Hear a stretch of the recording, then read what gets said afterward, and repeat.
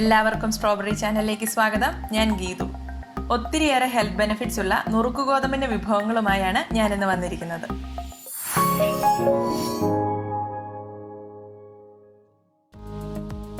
തടി കുറയ്ക്കാൻ ഡയറ്റ് എടുക്കുന്നവർക്ക് ധൈര്യമായിട്ട് കഴിക്കാൻ പറ്റുന്ന ഒരു ഭക്ഷണമാണിത്. ഫൈബർ കണ്ടന്റ് അടങ്ങിയിട്ടുള്ളത് കൊണ്ടും പ്രോട്ടീൻ റിച്ച് ആയതുകൊണ്ടും ഹൃദയാരോഗ്യത്തിന് കഴിക്കാൻ പറ്റുന്ന നല്ല ഒന്നാണ് നുറുക്കു ഗോതമ്പ്. BP ഉള്ളവർക്കും തൈറോയിഡ് ഉള്ളവർക്കും കിഡ്നി സ്റ്റോൺ ഉള്ളവർക്കും നുറുക്കു ഗോതമ്പ് കൊണ്ടുള്ള വിഭവങ്ങൾ കഴിക്കാം. ഇവയല്ലാതെയും മറ്റു പല ഗുണങ്ങളും നുറുക്കു ഗോതമ്പിനുണ്ട്. നുറുക്കു ഗോതമ്പ് കൊണ്ട് ഒട്ടനവധി വിഭവങ്ങൾ നമുക്ക് തയ്യാറാക്കാനാകും.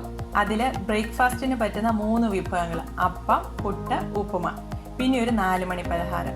ഇവ 4ഉമാണ് ഇന്നിവിടെ തയ്യാറാക്കുന്നത്. അതിൽ അപ്പത്തിൻ്റെ റെസിപ്പിയാണ് ഇന്നത്തെ വീഡിയോയിലൂടെ ഷെയർ ചെയ്യുന്നത്. മറ്റ് റെസിപ്പികൾ തുടർന്നുള്ള വീഡിയോസിലൂടെ ഷെയർ ചെയ്യും. ആദ്യം തന്നെ നുറുക്കു ഗോതമ്പ് കൊണ്ടുള്ള അപ്പം എങ്ങനെ റെഡിയാക്കാമെന്ന് നോക്കാം. അതിനായിട്ട് 1 കപ്പ് നുറുക്കു ഗോതമ്പാണ് എടുത്തിരിക്കുന്നത്. അപ്പോൾ ഇത് അളന്നെടുക്കുമ്പോൾ കപ്പ് തന്നെ വേണമെന്നില്ല. നിങ്ങളുടെ കയ്യിലുള്ള ഏത് പാത്രം എടുത്താലും കുഴപ്പമില്ല. ബാക്കി ഇൻഗ്രീഡിയൻസും അതേ അളവ് പാത്രത്തിൽ തന്നെ എടുത്താൽ മതി.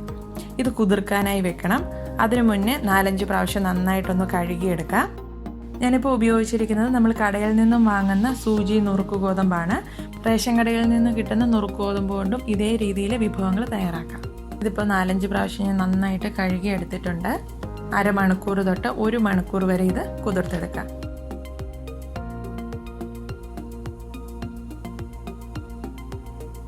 ഇതേപോലെ നന്നായിട്ട് കുതിർന്നിട്ടുണ്ട്. ഗോതമ്പൊക്കെ നല്ല സോഫ്റ്റായി. ഇങ്ങനെ നമുക്ക് പ്രസ് ചെയ്ത് നോക്കുമ്പോൾ മനസ്സിലാവും. ഇനി ഇത് ജസ്റ്റ് ഒന്നുകൂടെ കഴുകി ഈ വെള്ളം വാർന്ന് കളയാം. നമ്മൾ സാധാരണ അപ്പത്തിന് കൂടുതൽ മയം കിട്ടാനായിട്ട് കപ്പി കാച്ചി ചേർക്കും, അതല്ലെങ്കിൽ ചോറോ അവലോ ചേർക്കും. ഇന്ന് ഞാനിവിടെ ഈ അപ്പത്തിലേക്ക് അവലാണ് ചേർക്കുന്നത്. ഇതുപോലെ കനം കുറഞ്ഞ വെള്ള അവലാണ്. 2 ടേബിൾ സ്പൂണാണ് എടുത്തിരിക്കുന്നത്. അപ്പോൾ ഇത് അരയ്ക്കുന്നതിന് മുന്നേ ജസ്റ്റ് ഒന്ന് കുതിർത്തെടുക്കുന്നത് നല്ലതാണ്. അപ്പോൾ അതുകൊണ്ട് ഇതിലേക്ക് 2 ടേബിൾ സ്പൂൺ വെള്ളം ചേർക്കാം. ഇത് നല്ല കനം കുറഞ്ഞ അവലാണ്, അതുകൊണ്ട് പെട്ടെന്ന് കുതിർന്ന് വരും. ഒരു 5 മിനിറ്റ് മതി. ഇനി അപ്പത്തിനുള്ള മാവ് അരച്ചെടുക്കാം. അതിനെ മിക്സിയുടെ വലിയ ജാറിലേക്ക് കുതിർത്ത് കഴുകി വാരി വെച്ചിരിക്കുന്ന നുറുക്കു ഗോതമ്പ് ഇട്ട് കൊടുക്കാം.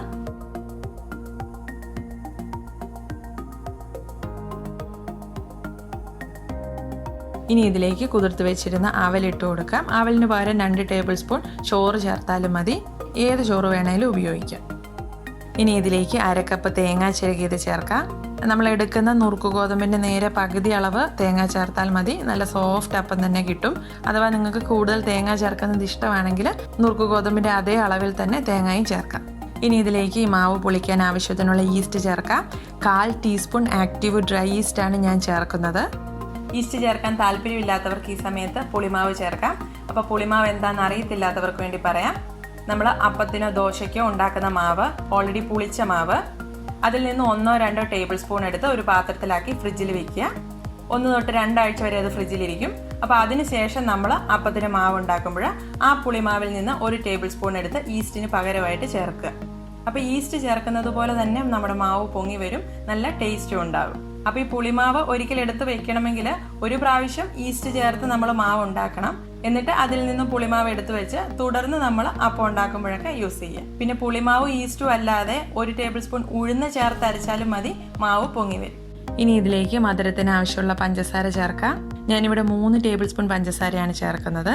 പഞ്ചസാരയുടെ അളവ് നിങ്ങൾക്ക് ഇഷ്ടത്തിനനുസരിച്ച് ചേർക്കാം. അപ്പത്തിന് മധുരം ഇഷ്ടമില്ലാത്തവർ ഈ സമയത്ത് 1 ടീസ്പൂൺ ചേർത്താൽ മതി. നല്ല മധുരമുള്ള അപ്പമാണ് ഇഷ്ടമെങ്കിൽ 4 ടേബിൾ സ്പൂൺ വരെ ചേർക്കാം. ഇനിയിപ്പോൾ ഇതിലേക്ക് ആവശ്യത്തിനുള്ള വെള്ളമാണ് ചേർക്കാനുള്ളത്. നമ്മൾ ഈ ഗോതമ്പ് കുതിർത്തതായതുകൊണ്ട് ഇതിൽ ഓൾറെഡി കുറച്ച് വെള്ളം കണ്ടന്റ് ഉണ്ട്. അതുകൊണ്ട് വളരെ കുറച്ച് വെള്ളമേ ചേർക്കാവുള്ളൂ. ഞാനിപ്പോൾ ഒരു 1/4 കപ്പ് വെള്ളമാണ് ചേർക്കുന്നത്. 1/4 കപ്പ് എന്ന് പറഞ്ഞാൽ 4 ടേബിൾ സ്പൂൺ. പിന്നെ ഇത് അരച്ചെടുക്കുമ്പോൾ നമ്മൾ പച്ചരിക്കുള്ള അപ്പത്തിന് അരയ്ക്കുന്ന അത്ര ഫൈനായിട്ട് അരയ്ക്കണമെന്നില്ല. വീറ്റ് ആയതുകൊണ്ട് കുറച്ച് തരികൾ കിടന്നാലും കുഴപ്പമില്ല, അപ്പം നല്ല സോഫ്റ്റ് ആയിരിക്കും. ഇനി ഇതൊന്ന് അരച്ചെടുക്കാം.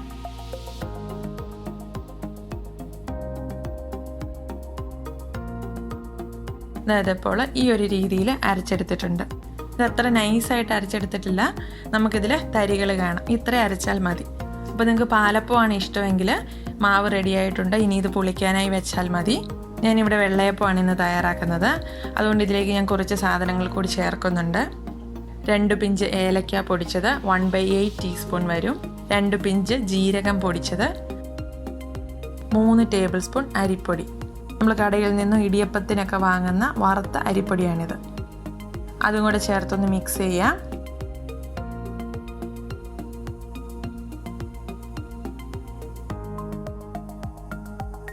അപ്പം ബാറ്റർ സ്വല്പം ഒന്ന് കട്ടിയായിട്ടുണ്ട്. അപ്പോൾ അതുകൊണ്ട് ഇതിലേക്ക് ഒരു 1/4 കപ്പ് വെള്ളം കൂടി ചേർക്കാം. ഇനി ഇതൊന്നുകൂടെ ഒന്ന് മിക്സ് ചെയ്തെടുക്കാം. നന്നായിട്ടൊന്ന് ഇളക്കി ഈ അരിപ്പൊടി നന്നായിട്ടൊന്ന് യോജിപ്പിക്കണം. അപ്പോൾ എളുപ്പത്തിൽ മിക്സ് ചെയ്തെടുക്കണമെങ്കിൽ ജസ്റ്റ് ഒന്നുകൂടെ ഒന്ന് അരച്ചെടുത്താൽ മതി.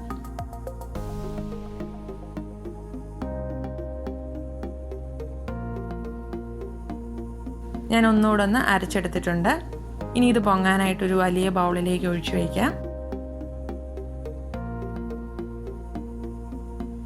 ചൂടുള്ള ഒരു സ്ഥലത്തേക്ക് ഇത് മാറ്റി വയ്ക്കാം. 6 തൊട്ട് 8 മണിക്കൂർ കൊണ്ട് ഇത് പൊങ്ങി വരും.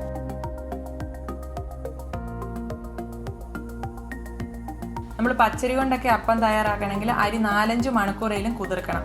അപ്പോൾ അരി നേരത്തെ വെള്ളത്തിലിടാൻ മറന്നു പോകുന്ന ദിവസങ്ങളിലൊക്കെ ഒരു 1/2 മണിക്കൂർ കൊണ്ട് നമുക്ക് നുറുക്ക് ഗോതമ്പ് കൊണ്ട് മാവ് റെഡിയാക്കി വെക്കാം.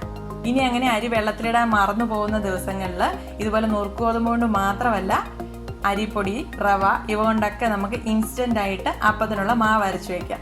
അപ്പോൾ അതിൻ്റെയൊക്കെ റെസിപ്പികൾ നമ്മൾ നേരത്തെ ഇട്ടിട്ടുണ്ട്. വീഡിയോ കണ്ടു നോക്കാം. അതായത് ഇപ്പോൾ നന്നായിട്ട് പൊങ്ങി വന്നിട്ടുണ്ട്. ഇത് നന്നായിട്ടൊന്ന് ഇളക്കിയെടുക്കാം.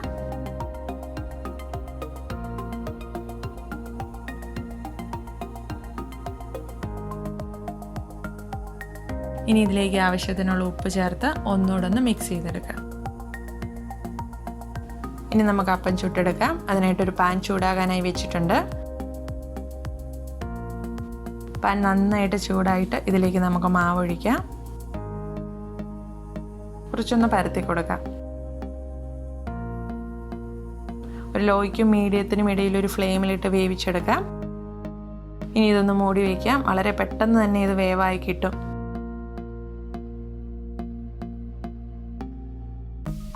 ഒട്ടും ഒട്ടലൊന്നുമില്ല. നല്ല സോഫ്റ്റ് അപ്പമാണ്.